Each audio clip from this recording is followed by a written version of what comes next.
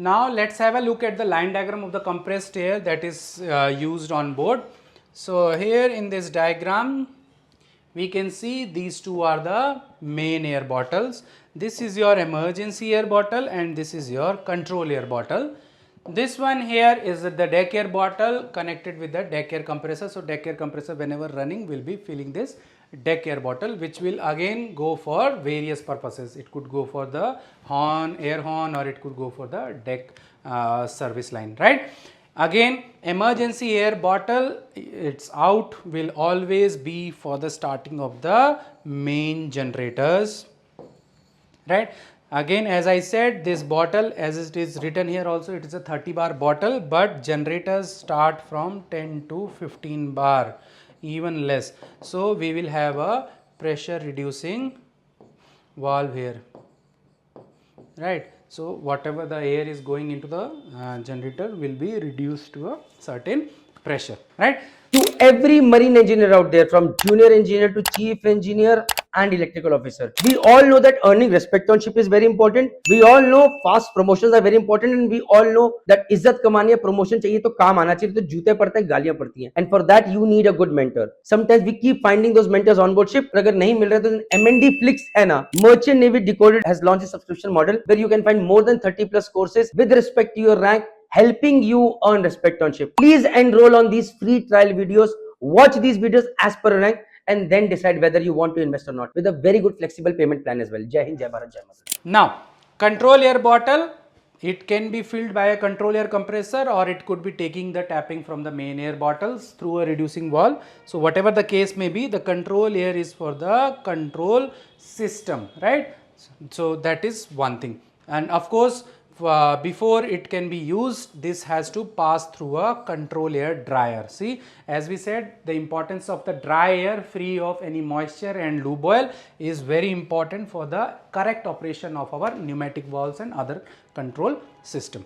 Now, so this we have done. Okay, so from this air bottle we have, see, we have three colored line tapping that we have shown.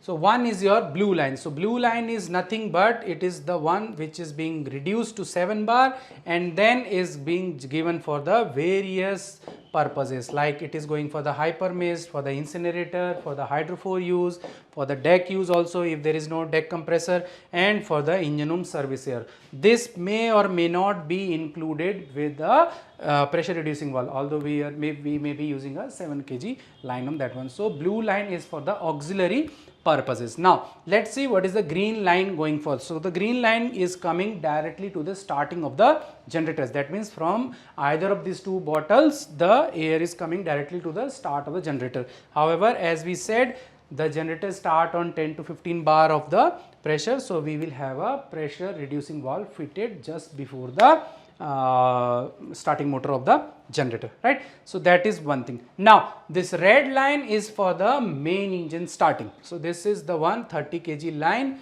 that is going for the starting of the main engine. So tapping taken from both the air bottles, right? So this is how the various uses of the air has been depicted in this particular thing. Now we will see how the compressor control system works. So in this case, what is happening is, so we have these two compressor, two main air compressor 1 and main air compressor 2, and of course we have the control system for both the compressors, right? Then we have a selector switch whereby we can select the which compressor will start first, which compressor will start second. So selector switch, lead and lag we also call it, right?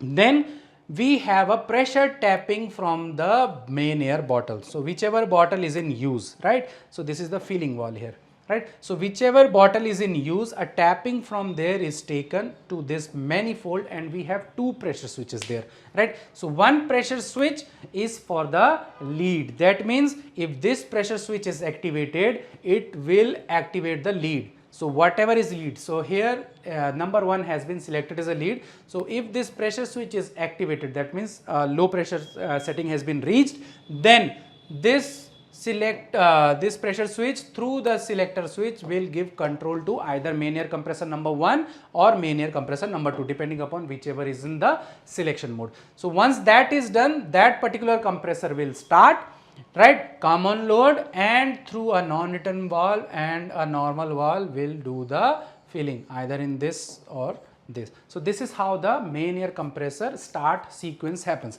Now what happens when the pressure is full? So once the bottle has got 30 kg pressure, the same pressure switch, both the pressure switch will again be subject to the same pressure 30 kg. So this pressure switch will be deactivated. So once this is deactivated, then the command is given to the controller of either panel main air compressor 1 or main air compressor 2 to stop the compressor. So once the compressor receives the signal for stopping, then the unloader is activated and after a few seconds the compressor stops. So this is how the system is working. Now in what if the selector switch is 1, does it mean that only number 1 compressor will start, or sometime the number 2 compressor will also start? So let's see this one.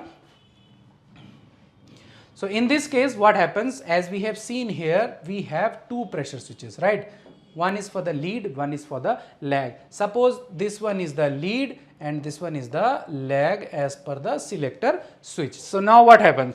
Suppose this air bottle setting is such that if the pressure is 25 kg, then one compressor starts. However, if the pressure becomes 20 kg, then the other compressor starts. So let's take an example where number 1 compressor will start. So let's see, we are doing maneuvering and they give dead slow ahead. So from the 30 bar, the pressure dropped to, let's say, 24.5 bar.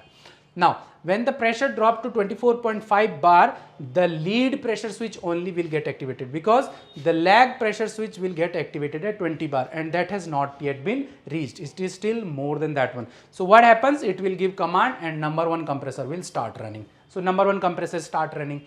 Immediately they give a stop and they give a S-turn, they give a stop, they give a ahead, and so much kicks they are giving that the pressure dropped to, let's say, 19.5 bar. Right? Now the pressure switch for the lag is also activated, because it was supposed to activate at 20, but now the pressure is 19.5. So this will also give a command, and it will give command to the which one? Lag one. That means it will give command to the controller of number 2 compressor, and even number 2 compressor will start. So now they will start. So both are now filling this bottle. So now the pressure will slowly keep on rising. Now let's say that they have stopped giving any kicks. So the pressure will keep on rising. So now after 19.5, 20 will come, and after 20, let's say 21 will come. Now this pressure switch, they do not just have the starting point. They have a what you call a range. That means activated at 20 and stop at plus minus, let's say 10%.